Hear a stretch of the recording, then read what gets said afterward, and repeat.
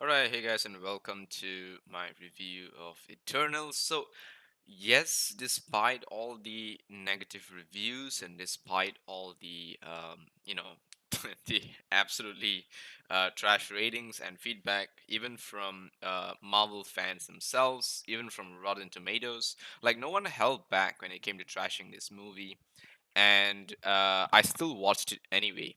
And the reason for that, first of all, is because I was curious when MCU fans actually trash their own movie, because it doesn't happen that often. But then again, it does make sense for it to happen on a story regarding characters that are less known.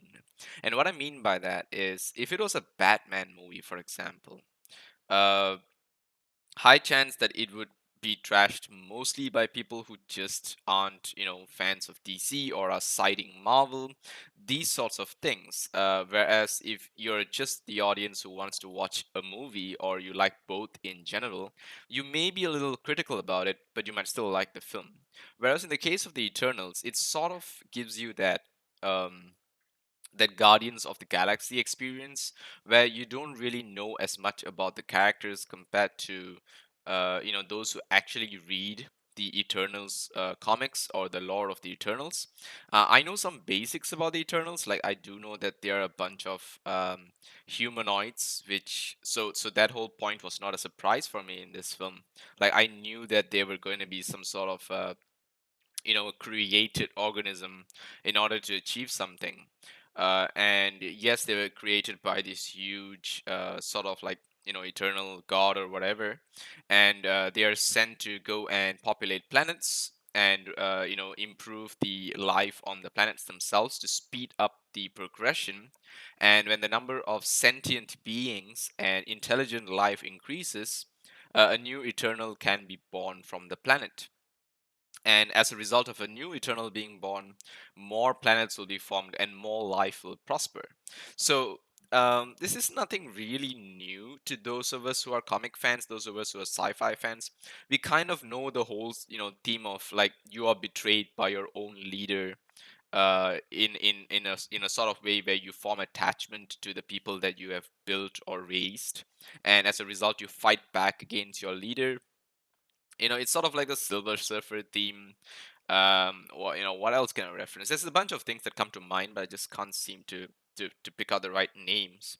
But ideally, it's sort of that world-ending scenario where we believe that aliens populated our planet. I think this is actually a Scientology belief or something. I could be wrong though. Don't kill me, Scientologists. But I believe that there is like a group of people who think that aliens populated our planet so that eventually one day they can harvest it, for whatever reason, right? We don't know what the reason is, but for whatever reason we believe that we are all just being raised as a species, so that eventually one day we could be harvested.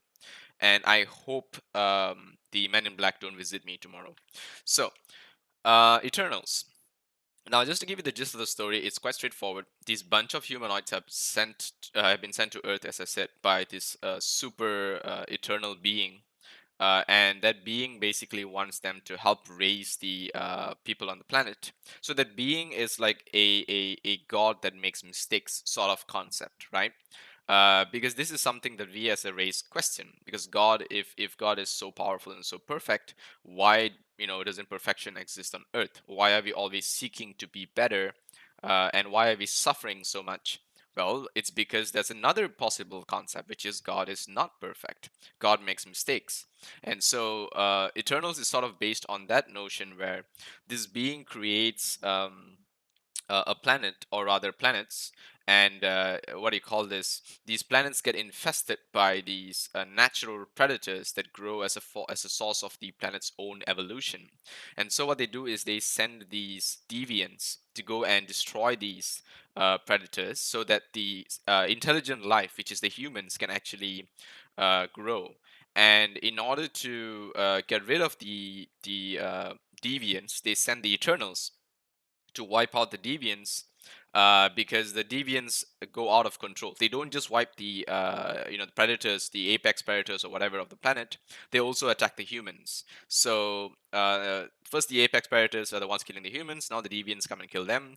Now you need someone to kill the deviants, so they send these intelligent beings known as the Eternals, and they go and they kill the deviants, and they protect human life and allow them to prosper, introduce new technologies to them, sometimes speed up their evolution process by teaching them a lot of things, giving them knowledge and information, not really affecting them in any form of biological manner or anything like that, but basically that's what they do. And as a result, human beings evolve over like thousands of years, specifically 5,000 in this story, because these Eternals have lived for 5,000 years.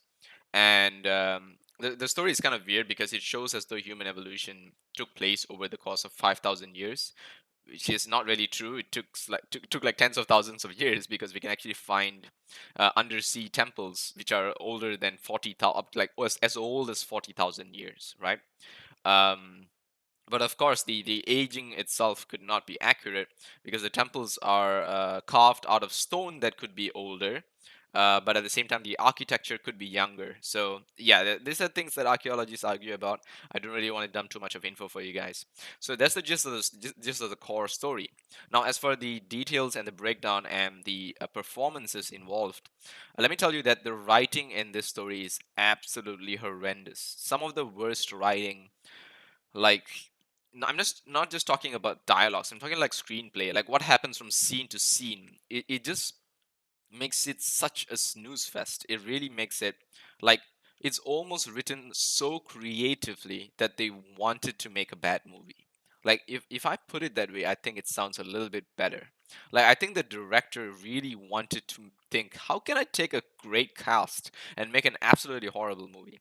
And I really mean it, because all these actors, like individually, I feel gave a very charismatic performance. Like, it's great to see each one of them on screen. They all bring a unique personality. They are truly what do you call this? They're not like a Peacemaker and Bloodshot or something, right? They don't do something better than the other guy.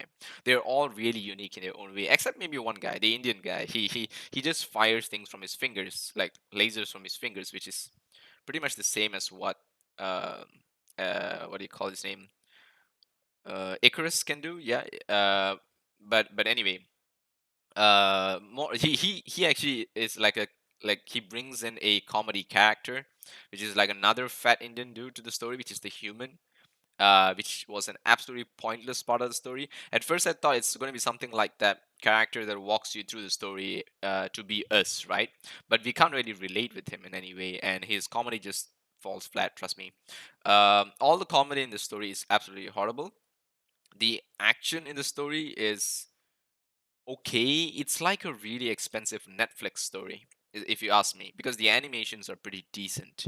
I really feel that, uh, like, if you watch a Netflix film, I think the animations are pretty good quality for Netflix, but really not for like a movie, like a feature film, like a cinema movie. You're telling me that these are these graphics quality. This is like a step back, because I think this was released after like big movies like Endgame and whatever, and this is truly a step back in terms of graphics and quality. It was just not crisp at all.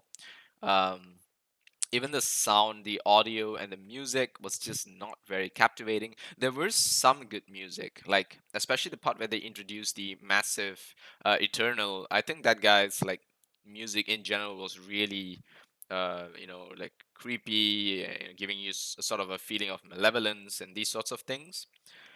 But yeah, anyway, the relationship between these characters are also terrible. Like, no one understands what's the relationship between them to all the way to the end, because they keep changing plot points and parts in the story and telling you that, oh, this person actually loves this person. Didn't you know? Didn't you know? Well, guess what? Even as an audience, we don't know, because we don't really see a backstory to these characters. We just sort of thrown in to a part where they're living a life. We only get to see the backstory of like specific characters, like I'm talking like between each other sort of relationship, and then they cut off like for 5,000 years, and we suddenly have to believe that they loved each other or they liked each other. the interaction itself is like just a bunch of friends interacting. There's no real like sexual tension or love or like the something they do for one another. They don't even like even in the battle sequences, you don't really see them sort of like save each other's lives and then be grateful or work together really well synergetically, and as a result start to like each other. There's none of those elements, right? Because you're talking about a team of warriors, a team of very powerful beings that are actually able to destroy like entire civilizations by themselves or build entire civilizations by themselves. And in order for you to show that they are actually building a relationship with each other, as they do that, they could have provided us more scenes. Like as they grow a seed for this civilization or teach this person how to speak in a specific language or how to use a tool, they could have shown a relationship of how they both fall in love with Earth and as a result fall in love with each other. They could have given those sequences, but it was not really the case. And this particular character, I forgot his name. Sorry, I'm really bad at the names of these characters because honestly, I only know about the Eternals. I've never really read, like, I think I've seen them in like specific comics, but I can't remember because it's not something that I ever liked, to be honest. I just know that okay, there are a bunch of like sentient beings sort of sent by this super being to come and do this thing to Earth or whatever planet and then be gone. It's sort of like the Silver Surfer, except Silver Surfer just prepares planets like to be destroyed for Galactus, whereas in this case it's for the Eternal to be born out of the planet. So anyway, yeah, it's a different concept a little bit. So yeah, this is the fat Indian guy on the left, who was introduced for like comic relief. He's just meant to be funny with his Indian accent. I think that's basically it. Like he does a bunch of jokes that just don't land at all. Uh, this person is one of the main characters actually of the story. She sort of like takes the lead in the end to face off against the Eternal and save the planet or whatever, because her powers allow her to manipulate what do you call this, matter of non-sentient beings, um, which also doesn't make sense because if she can't affect sentient beings, then she should not be able to affect the Eternal because the Eternal is a sentient being. So I don't understand how that entire plot point works. Yeah, because the part where she uses her powers, the Eternal is actually already raising from the ground, but she's unable to, like, she shouldn't be able to affect it, but she can. So yeah, anyway, none of the story really makes sense. Everything just seems like, as I said, some weird Netflix story that just is gonna be forgotten, and it's really unfortunate because they had a great cast. They had a like a real opportunity to do something new and unique, and they completely screwed it up. And I do believe that Marvel Studios did not really give this film the support that they give their Avengers cast and crew. I think that's really the case. Or even the Guardians of the Galaxy, which was absolutely brilliant. Probably the best like standalone superhero movie, like as a team. Yeah, probably the best standalone team superhero movie. And the best part was that not many people knew about the Guardians until they saw that film, and everyone actually loved it. I think like everyone loved it. I don't think anyone could hate the Guardians of the Galaxy. And the vibes that it brought and the writing, like sure there was some cheesy parts and whatever, but it was super fun and it was very well done, and you can actually feel the synergy between the cast and crew. Whereas in this one, everyone is a great individual, but there's no real synergy. And then there's this alien being that like is sort of added as a plot point where it starts to become sentient. It's one of the deviants. It becomes sentient by absorbing the Eternal's abilities and absorbing its own kind's powers, and then fights Tina towards the end and dies, like in some cave. Like it's not even part of the main story.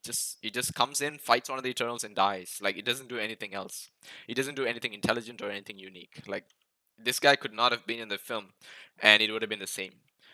And then Tina, she has these like a slightly bigger role than some of the other cast, where she's the one of the best warriors. So she's the one who can stand up against a lot of people. She fights the deviants, she fights Icarus, she fights everything. She just fights and fights, and that's pretty much what she does.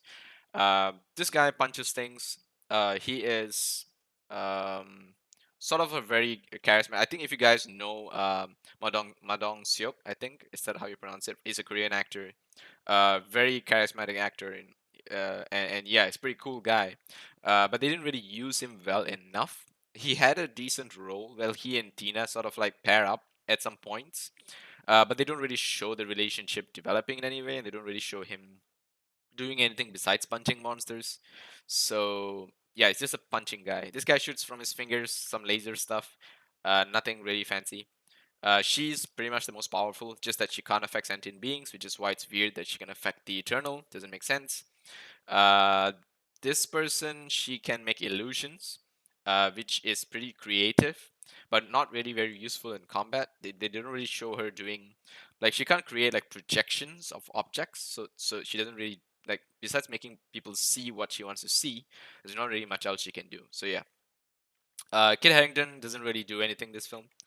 Um, let's see. There's one guy. Um, forgot his name. Yeah, Icarus can fly and shoot lasers and punch. He's like the Superman character. It's weird because his power level gets inconsistent towards the middle of the film, where he's actually overpowered by one of the deviants. But towards the end, it seems like none of the Eternals should be able to fight him because he's so strong and so powerful. Or the Eternals are afraid of fighting him.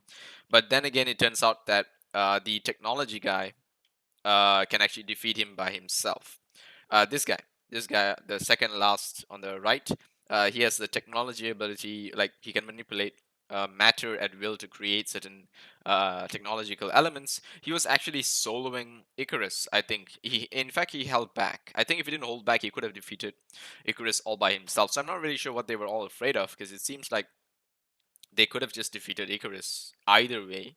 Uh, with just this guy's abilities, honestly, he's so powerful. And then the speedster girl, she's also ridiculously fast. And I think just two of them combined, Icarus would have been no match. But they made it sound like Icarus is some Superman thing, when in the middle of the film he was being overpowered by a single deviant. So yeah, very inconsistent power level and writing. Like, I'm talking within the same film, right? If you're talking two films where in one film he's weak and one film he's strong, you can start to question why. Like, we know for a fact that Superman was stronger in BVS. Sorry, was weaker in BVS because he was affected by kryptonite, which is why he couldn't fight Doomsday on the level that he normally would, even though Doomsday was newly born and he was almost the same power level as Wonder Woman. Whereas in the Justice League, the Superman was basically jump started by a mother box, and as a result, he has so much underlying energy that he's able to output so much more power. So those are like two separate, you know, portions of the films, and you know that these things are happening. Whereas in this one, it's just the same guy doing the same thing like over and over. He flies, he shoots lasers, he punches, and all of a sudden he can't do it very well. Towards the end, everyone's afraid of him, and he still can't do it very well. So, yeah, the guy on the far right really was a very interesting ability. He can control the minds of sentient beings, and they wanted to use his powers initially to put the Eternal to sleep. So, if his powers work on the Eternal, it proves that the Eternal is a sentient being. But I don't understand why her powers can work, because she said her powers don't work on sentient beings. So anyway, yeah, I think I went over the same thing twice. So let me just skip through that. So yeah, that's about it. That's the story. That's literally it. That's the story. They managed to turn the sentient into some sort of ice glacier and end the film. And yeah, I hope we never see this ever continue ever again. And I hope nobody ever has another idea. This reminded me honestly of what is that horrible attempt? Inhumans. Yep, this reminds me of Inhumans, that absolute nightmare which I watched.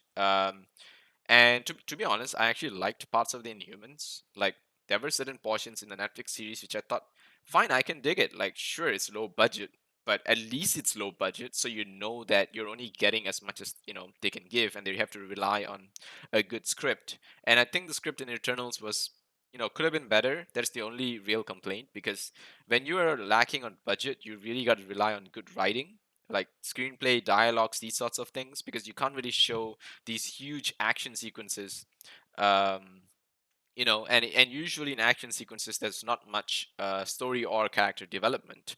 It's more so just you getting some sort of feast for your eyes before a little piece of writing takes place, like before a character gets hurt, or they say something, or they take revenge, or they get angry, or they get agitated, or they become happy, or they are awed. So these sorts of bits are inserted. So anyway, this film, yep, everyone has a right to be upset about it. Probably one of the worst films of 2021. Might be in everyone's top 10 list, I think for sure. 6.7 is way too high of a rating for this, which is why I believe that there are still a vast majority of people who think they can, sort of support this film because it's MCU or whatever. But no, they don't stand a chance. Disney Plus. I mean, yeah, I think if it was a cartoon, it might have been even better, honestly, because I don't know how much of budget they actually spent paying this cast and not being able to deliver at the end. The after sales must have been absolutely horrible. So yeah. So anyway, if you really do want my rating for the Eternals, let me give you there you go. A 2 out of 10. Solid 2 out of 10 because I think the cast was super charismatic. They actually managed to pull a great team together. They had the core story, which is pretty much copied from the comics, with a little modifications here and there. They tried to introduce some new characters, which did not work. But at the same time, they did have. Oh, Bill Skarsgård played Crow. Oh, that is pretty interesting. Unfortunately, couldn't appreciate it because Bill Skarsgård's a great actor. He's also the one from It, if you guys know. So yeah, and Harish Patel, the comedian guy, just didn't do anything well. I would have rated this a 1 out of 10, but I think that its graphics are way better than a 1 out of 10 film, if you ask me. Like this is Netflix budget, definitely, and I can't rate it any lower, as much as I would like. But it is really, really bad. Like it gives you that very um, disgusted feeling at the end of the film. Like, what did I just watch? Why did I even waste my time watching it? Yes, absolutely. But it's a great example of what not to do in the future. And I think we need examples like these so that it reminds us that bad films are, going to keep being made, and we need to know what to compare it with. And I think Eternals would be a great film to compare future bad movies. So, yep, that's it from me. I'll see you guys in the next one. Take care.